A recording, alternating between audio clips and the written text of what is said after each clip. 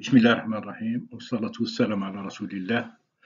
Toujours dans la lancée de la présentation de l'intelligence artificielle et l'éthique, présentée par le professeur Vladimir Khaldin, dans le cadre de la journée sur l'éthique et la déontologie universitaire, organisée par l'université Biskra le 23 mai 2024, en collaboration avec l'association des anciens responsables d'établissements universitaires.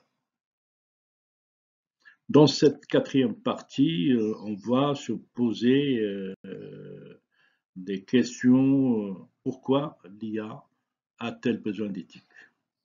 Est-ce qu'elle a besoin d'éthique ou non? Partie 4. Pourquoi l'intelligence artificielle a-t-elle besoin d'éthique?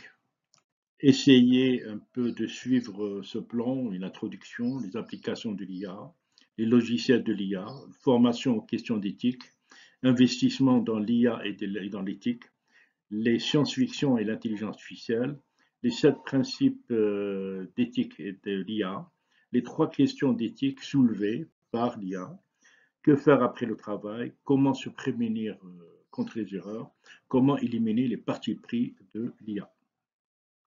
En introduction donc, grâce à l'IA générative, on a la possibilité de produire des images très bizarres et étranges à partir d'une simple description textuelle en un temps record, ce qui met à mal l'inspiration et l'imaginaire des peintres.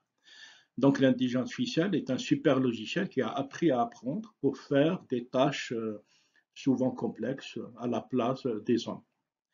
C'est particulièrement important dans 2 situations.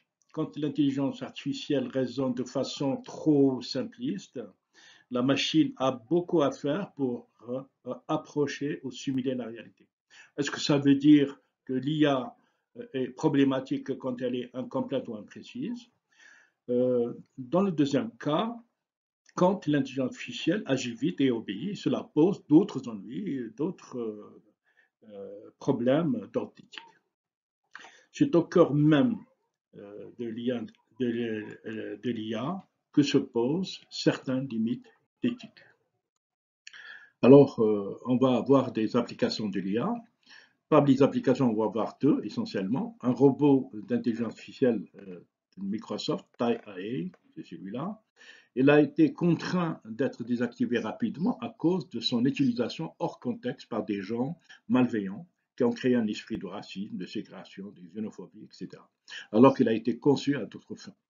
Et puis en fait, ce qui a arrêté, c'est un peu les sionistes du Congrès qui ont demandé à Microsoft d'arrêter sous peine d'être traité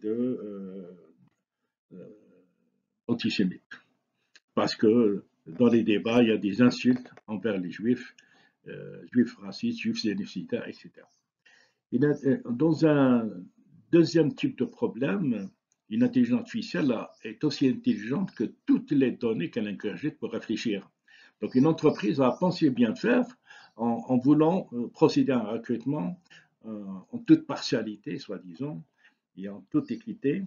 Et elle a voulu faire le recrutement par un programme d'intelligence artificielle. Bien sûr, pour lui donner à mâcher les données, donc c'est les dossiers du personnel de l'entreprise. Il se trouve qu'environ 80% des données de l'entreprise, des employés de l'entreprise, sont des hommes blancs avec un profil de meilleures universités du pays, des États-Unis. Alors, comme résultat, le logiciel a exclu les femmes, les hommes noirs et les hommes blancs à faible qui viennent des mauvaises des universités de bas niveau. C'est le cas en fait d'Amazon qui a fait cela, qui a vu son intelligence artificielle désactivée pour des raisons de discrimination envers les femmes, les hommes noirs et les gens qui viennent des universités qui ne sont pas épais lors du recrutement. Au final, ça veut dire qu'on a en quelque sorte une base de données, une grosse base de données biaisée et discriminante, mais qui est normal, on ne va pas s'attendre à un miracle, on aura des résultats biais et discriminants. Pour ce qui est des logiciels de l'IA, ces logiciels d'intelligence artificielle réfléchissent de façon opaque et nuageuse. Cela implique des choses à revoir de point de vue d'éthique et de déontologie. On connaît bien sûr les données à traiter, on connaît les algorithmes à mettre en jeu, et on ne sait pas la totalité des calculs qui se font à l'intérieur même de la machine, qui est une sorte de boîte noire. Pour remonter un petit peu le moral et mettre un peu plus d'éthique, il faut en finir avec les boîtes noires et créer des technologies plus lisibles, plus traçables, permettant de démêler un peu les bugs et les résultats discriminants. Comme dans les systèmes experts,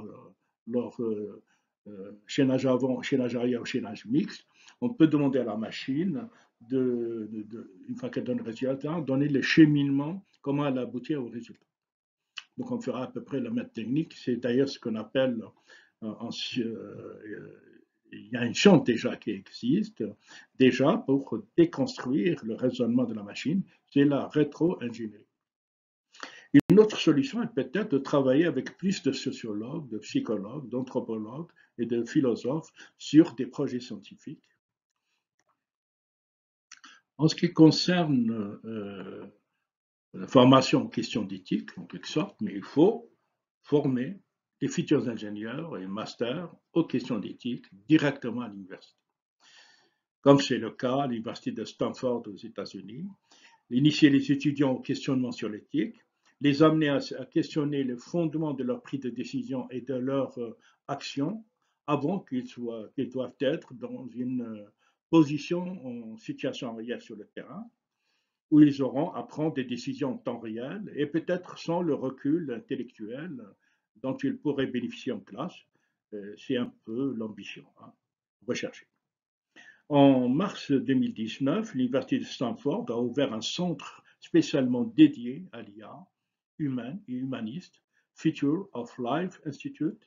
La troisième solution, c'est de travailler sur un cadre légal pour encadrer les pratiques, que ce soit de l'entreprise, d'un pays, d'un continent ou même du monde, sous forme d'une normalisation soit locale, soit nationale, soit régionale, soit internationale. Alors, du point de vue investissement dans l'IA et dans l'éthique, un panel de 52 experts travaille depuis 2019 à la Commission européenne sur un guide d'éthique et de déontologie en IA. L'ambition est de faire des acteurs européens des leaders en IA éthique et transparente. L'enjeu est devenu même géopolitique, alors que la Chine a lancé un programme ambitieux d'investissement de plus de 150 milliards d'euros en IA de 2024 à 2030 pour détrôner un petit peu les États-Unis. Les États-Unis actuellement dévancent toujours la Chine, l'Union européenne et le Royaume-Uni en tant que principale source de modèles d'IA de pointe. En 2023, 61 modèles d'IA de pointe provenaient d'institutions basées aux États-Unis, loin devant les 21 de l'Union européenne et les 15 de la Chine. Parmi les entreprises, Google a été les plus prolifériques avec 18 modèles devant Meta de Facebook 11, Microsoft 9 et OpenAI 7. Pour ce qui est de la science-fiction, le rapport science-fiction avec l'IA, on est omnibulé en fait par les films de science-fiction qui mettent en valeur les risques des robots, que les robots vont dominer les êtres humains, vont même prendre leur place.